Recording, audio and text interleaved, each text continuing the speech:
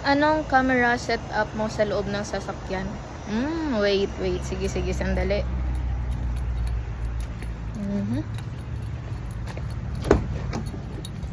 Camera setup sa loob ng sasakyan. Ayan. Camera setup, check. Ayan guys, camera 360 po yung gamit ko dito sa loob ng sasakyan. So, ayan, gusto nyo try natin. Sige, lilipat tayo sa camera 360 para makita nyo kung ano talaga yung view ng camera 360. Let's go! So, ayun na nga guys, nasa camera 360 na kayo. So, ayan na nga yung view. So, try natin para makita nyo talaga. So, pupunta tayo ng warehouse. Let's go! Siyempre ganyan, tapos drive ng ganito.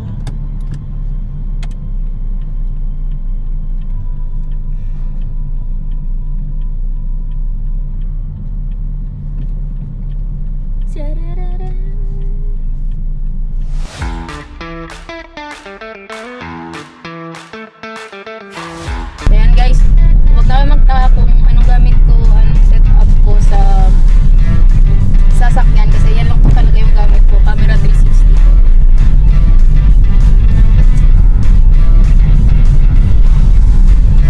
Diba? So we're going to our warehouse.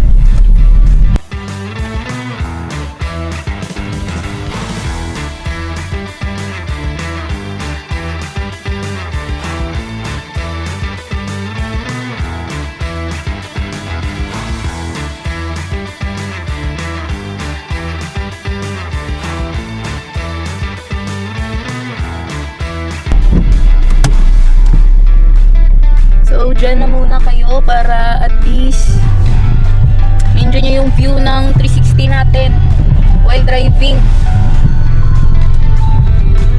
Diba? Maganda pa always guys pag sa sa mga gala. Yan, tapos naka 360 ka dyan, diba? Tapos kita mo yung view dyan sa harap. Tapos pag may mga kasama ka sa likod, makikita din yung view. I mean yung kasama mo sa likod, makikita rin. Kapag 360 yung gamit mo. Anyways, that's it. Yun lang naman yung setup ko guys. Sometimes cellphone din yung ginagamit ko pag tinatamda ko mag-setup ng camera 360. So cellphone para mas madali. Nilalagay ko lang dun sa parang pulsa ng parang ganito, pulsa ng pinto ng sasakyan. Anyways, yun na naman, sa mga may camera 360 dyan, pwede kang mag-setup ng ganitong setup guys para at least maganda din yung angle. Yeah, sabi ng angle natin dyan. Yeah. So, this is it, Pancit. We are here at sales office.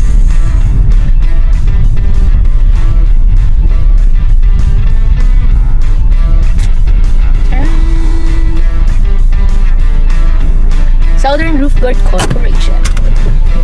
So we are located here at Tunico Rice Mill, Jensen Drive, Coronadal City, sa unahan lang ng Ala Valley Hospital. Alam niyo na yun guys, basta may red na gate.